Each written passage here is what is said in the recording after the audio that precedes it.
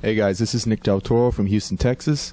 My mission today is to give y'all very basic information about muscle physiology and training principles. There are 5 basic training principles. The one I want to focus on today is overload.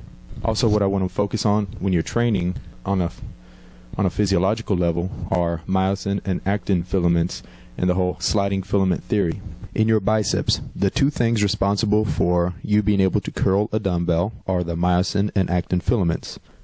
During a concentric contraction, the biceps shortens. During eccentric, the biceps is lengthened. It is understood by many who have studied physiology that the most muscle damage, which translates into muscle growth, is elicited during the negative or the eccentric portion of the rep. This is why most bodybuilders really focus on the negative portion of the rep. So the one training principle out of the 5 that I would like to focus on, the one I feel, of course, is the best and most important, is overload.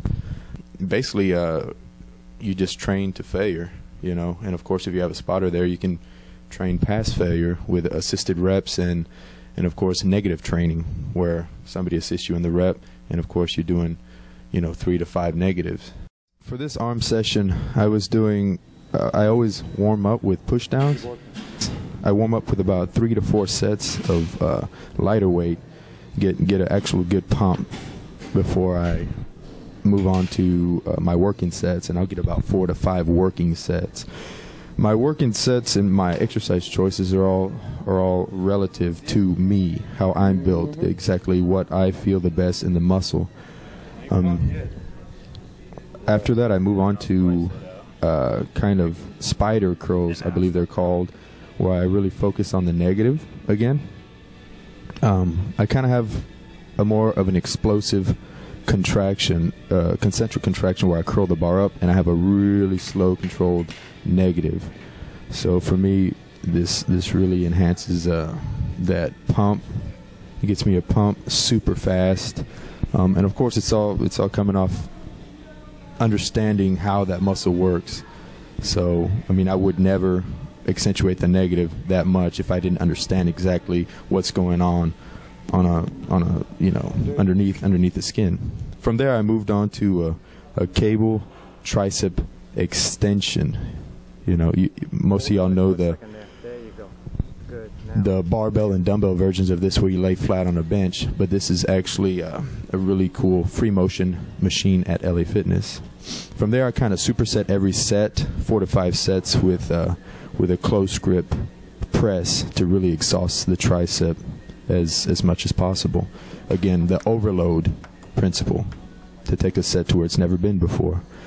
After that, I move on to a concentration curl type of movement where the tension is always on the bicep.